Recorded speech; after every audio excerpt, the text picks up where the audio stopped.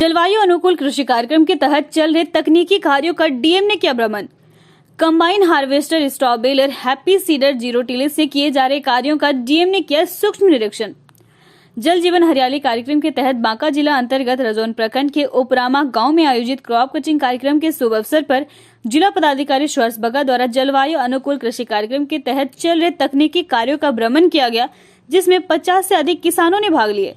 इस अवसर पर जलवायु अनुकूल कृषि कार्यक्रम के तहत कृषि में मशीनीकरण का किए जा रहे उपयोग का भी निरीक्षण डीएम द्वारा किया गया। वहां खेत में चल रहे combine harvester, straw baler, happy seeder, zero tillage से किए जा रहे कार्यों का सूक्ष्म निरीक्षण उन्होंने किया और इनकी सराहना करते हुए कहा कि जिले के अंदर अन्य इच्छुक किसानों के बीच भी इस तकनीक के लाभ के बारे में प्रसारित करने और सहयोग करने की निहायत जरूरत है। जिला पदाधिकारी द्वारा पराली प्रबंधन के लिए कंबाइन हार्वेस्टर से कटाई और स्ट्रॉ बेलर से उसका बंडल बनाने की प्रक्रिया की सराहना की गई और उन्होंने कहा कि यह तकनीक पराली प्रबंधन के लिए उपयुक्त है। डिकम्पोजर की चर्चा करते हुए कहा कि कृषि विज्ञान केंद्र के वरीय वैज्ञानिक एवं प्रधान डॉक्टर मुनेश्वर प्रसाद ने कहा कि फसल अवशेष के समुचित प्रबंधन के लिए यह एक उत्तम साधन है। इससे फसल अवशेष को कम समय में डिकम्पोज कर उसे खाद के रूप में उपयोग किया जाता है। इस अवसर पर कृषि विज्ञान केंद्र के वैज्ञानिक डॉक्टर धर्मेंद्र कुमार एवं संजय कुमार मंडल के साथ साथ जिला कृषि पदाधिकारी, उप निर्देशक सहित अन्य पदाधिकारी मौजूद थे। बाबा साहेब अम्बेडकर की पुण्यतिथि पर शहर के सभी जगह माल्यार्पण की गई। जिले के भीमराव अम्बेडकर चौक पर कई कार्यकर्ताओं के साथ माल्यार्पण किया गया। साथ ही संविधान की रक्षा की बात कही गई। वहीं दूसरी ओर भेड़ा मोड़ पर भी कई पत्रकार एवं स्थानीय लोगों के द्वारा माल्यार्पण की गई। पंजवारा थाना परिसर में डॉक्टर भीमराव एवं संविधान की आत्मा महानायक भारत रत्न बाबा साहेब की पुण्यतिथि पर पंजवारा थाना अध्यक्ष अनिल कुमार साहू एवं पंजवारा पंचायत के मुखिया बोला पासवान के साथ कई कार्यकर्ता मौजूद थे। स्लग आपदा प्रबंधन चिली गांव की ओर एसडीआरएफ पटना द्वारा दिया जा रहा है प्रशिक्षण। बांका नगर थाना क्षेत्र के प्राथमिक विद्यालय गर्भारती व ओढ़नी डैम में एसडीआरएफ द्वारा 11 प्रखंड के 55 नवयुवकों तथा ओढ़नी डैम नौका विहार के 9 कर्मचारियों को सिद्धांत एवं व्यावहारिक 5 दिवसीय प्रशिक्षण दिया जा रहा है। इसका विधिवत उद्घाटन प्रभारी आपदा प्रबंधन के वरीय उप समाहर्ता शालिग्राम शाह, आपदा प्रबंधन के विशेषज्ञ अनंत कुमार, एसडीआरएफ के निरीक्षक गणेश जी ओझा ने विधिवत रूप से किया। हेड कांस्टेबल कृष्णनंदन सिंह द्वारा ओढ़नी डैम में 64 लोगों को व्यावहारिक और मॉकड्रिल प्रशिक्षण दिया गया। निरीक्षक गणेश जी ओझा ने कहा कि आपदा की घड़ी में मानव का जान बचाना ही राज्य आपदा मोचन बल का पहला कर्तव्य है तथा यह प्रशिक्षण पाकर नवयुवक गांव के लोगों को आपदा की घड़ी में जान बचा सकेंगे। वहीं आपदा प्रबंधन के वरीय उप समाहर्ता शालिग्राम शाह ने कहा 64 नाव चालक व गोताखोरों के लिए प्रशिक्षित किया जा रहा है, जो गाँव में जाकर नवयुवक को आपदा की घड़ी में सहायता कर सकेंगे। 30 बार जो है इसको चेस्ट को इसलिए नहीं दबा रहा हूं, आप लोग तरीका बताए थे। 30 बार जो है इसको दबाएंगे। आप लोग उसमें पता नहीं चल रहा था। ये जो गड्ढा है ना, ये जेकोफाइट बोलते हैं और ये बीच वाला जो भाग हो गया ये स्टर्नम हो गया।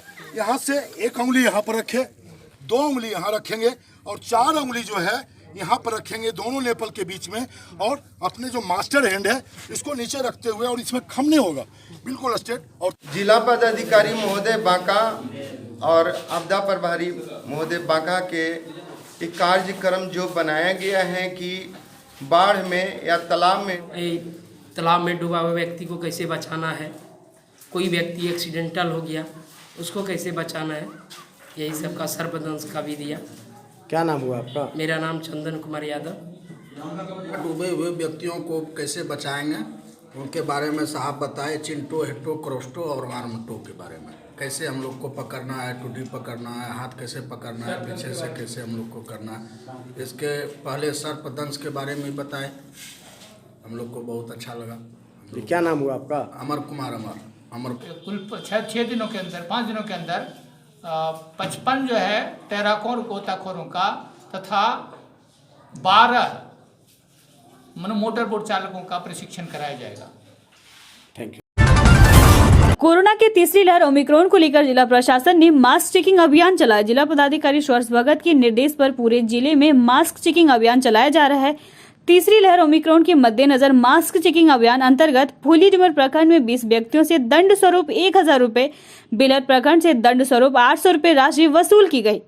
इसी प्रकार बाराहाट प्रखंड में मास्क चेकिंग अभियान के तहत 21 व्यक्तियों से 1050 रुपए दंड स्वरूप राशि वसूल की गई। कटोरिया थाना अंतर्गत मास्क चेकिंग अभियान के तहत 49 व्यक्तियों से 2450 रुपए एवं जयपुर थाना अंतर्गत मास्क चेकिंग अभियान के दौरान 20 व्यक्तियों से 1000 रुपए की राशि दंड स्वरूप वसूल की गई। शंभुगंज प्रखंड अंतर्गत मास्क चेकिंग अभियान के तहत 1050 रुपए की राशि दंड स्वरूप वसूल की गई। कटोरिया प्रखंड से मास्क चेकिंग अभियान के तहत 22 व्यक्तियों से 1100 दंड स्वरूप राशि वसूल की गई। जयपुर प्रखंड से दंड स्वरूप 21 व्यक्तियों से 1050 रुपए की राशि वसूल की गई। मास्क चेकिंग अभियान का मुख्य उद्देश्य लोगों को अपने कर्तव्य के प्रति सजग रहने एवं कोरोना से सावधानी बनाए रखने हेतु मास्क का उपयोग करने के प्रति लोगों को जागरूक करना है। इस चेकिंग अभियान के तहत अनुमंडल पदाधिकारी प्रति कुमारी द्वारा शहरी क्षेत्र गांधी चौक पुरानी बस स्टैंड के समीप मास्क चेकिंग अभियान चलाया गया। धोरैया बांका पुलिस की लाख सख्ती के बाद भी शराब तस्कर बांका में मानने को तैयार नहीं। उनका कारोबार बंद होने का नाम नहीं ले रहा। झारखंड से हर दिन जिला में बड़ी मात्रा में शराब लाया जा रहा है। पुलिस ने सोमवार को झारखंड में मुड़ी की बोरी में 165 बोतल अंग्रेजी शराब ला रहे बाइक सवार तस्कर को गिरफ्तार करने में सफलता हासिल की। तस्कर रजौन क्षेत्र की लश्करी गांव का विकास कुमार है। वह सोमवार को होंडा बाइक से मुड़ी की बोरी में शराब की बोतल लेकर धोरैया पुंसिया मार्ग के रास्ते भागलपुर जा रहा था। इसकी सूचना मिलते ही थाना अध्यक्ष महेश्वर प्रसाद राय ने पुलिस बल के साथ तस्कर की गिरफ्तारी के लिए जाल बिछाया। इसकी भनक लगते ही तस्कर मुख्य मार्ग छोड़ श्री पाथर गाँव के पास से जोकी गाँव जाने वाली ग्रामीण सड़क की ओर से चल दिया। पुलिस ने पीछा कर बाइक चालक को धर दबोचा और उसकी तलाशी ली।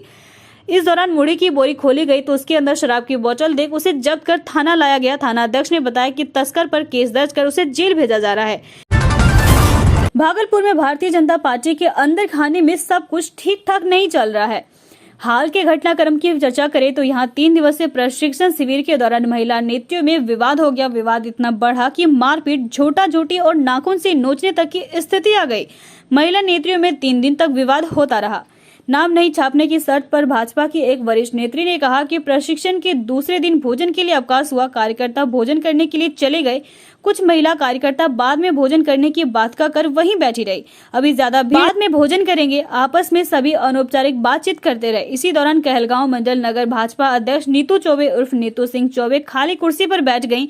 कुर्सी पर पहले से भाजपा के बिहार प्रदेश अध्यक्ष कार्य समिति सदस्य लीना सिन्हा का चादर रखा था। लीना सिन्हा ने चादर के ऊपर नीतू चौबे को बैठे होने पर आपत्ति जताई। विवाद काफी बढ़ गया। दोनों के बीच अमर्यादित भाषा का भी उपयोग किया गया। इसके बाद तो प्रशिक्षण शिविर रण क्षेत्र में परिवर्तित हो गया। खूब लात घूंसे चले, मारपीट हुई, झोंटा झोटी हुई, चेहरे को नाखूनों से नोचा गया। पंचायत चुनाव जीतने वाले प्रतिनिधियों का हिसाब किताब चलता रहेगा। फिलहाल हारे हुए पंचायत प्रतिनिधियों के लिए अच्छी खबर, सरकार उनके बकाये का हिसाब कर रही है। पंचायती राज विभाग ने जिलाधिकारियों को कहा कि निर्वाचित प्रतिनिधियों के लिए नियत भत्ते का भुगतान 15 दिसंबर तक जरूर कर दें।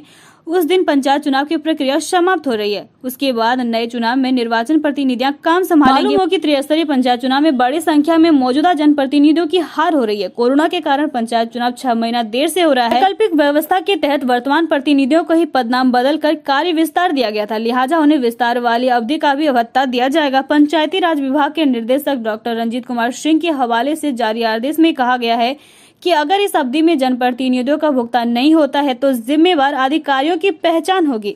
उनके खिलाफ अनुशासनिक कार्रवाई की सिफारिश सामान्य प्रशासन विभाग से की जाएगी। इन प्रतिनिधियों से बीते 3 साल से नियत भत्ते का नियमित भुगतान नहीं हो पा रहा है। पंचायती राज विभाग ने फिलहाल वित्तीय वर्ष 2019-20 एवं 2021 के लिए 7 अरब एवं चालू वित्तीय वर्ष में 15 दिसंबर तक के लिए 74 करोड़ 58 लाख रुपए का आवंटन किया गया है। पत्र के मुताबिक यह राशि जिले को दे दी गई है। कहा कि इस राशि से पंचायत प्रतिनिधियों के किसी पुराने बकाये का भी भुगतान किया जा सकता है, लेकिन यह शिकायत नहीं आनी चाहिए कि किसी प्रतिनिधि के नियत भत्ते का भुगतान नहीं किया गया है। किसानों के हक के लिए खड़े हुए लालू बोले, ये सरकार खाद नहीं दे पा रही तो एमएसपी क्या देगी। बिहार में रबी फसलों की बुआई में जुटे किसान खाद की समस्या से परेशान। खाद की किल्लत की वजह से कई जिलों में किसानों की दुकानों पर लंबी कतारें भी देखी गई। इस बीच लालू प्रसाद यादव ने खाद की किल्लत को लेकर सरकार पर हमला बोला है। बिहार में शराब की होम डिलीवरी रोकेगी बाइक स्कूटी। 50-50 किलोमीटर पर रखी जाएगी नजर। फील्ड से लेकर मुख्यालय तक में पदाधिकारियों और कर्मियों की तैनाती की जा रही है। कार्यबल के लिए पुलिस विभाग से भी सिपाही से डीएसपी तक के लिए पुलिस कर्मियों की मांग की गई। पुलिस मुख्यालय से 3 डीएसपी, 11 इंस्पेक्टर, 104 दारोगा व करीब 244 सिपाही मांगे हैं। बिहार में भवनों की क्वालिटी से खिलवाड़ करने वालों पर होगा कड़ा एक्शन। सरकार ने बना दी 6 लोगों की टीम। बिहार में भवनों के निर्माण में गुणवत्ता को लेकर अक्सर सरकार चिंतित रहती है। बिहार सरकार ने अब बड़े स्तर पर सरकारी भवनों की गुणवत्ता की निगरानी का फैसला किया है। मेगा प्रोजेक्ट के साथ बड़े भवनों के निर्माण में क्वालिटी मॉनिटरिंग के लिए बाकायदा क्वालिटी कंट्रोल मैनुअल बनाया जाएगा।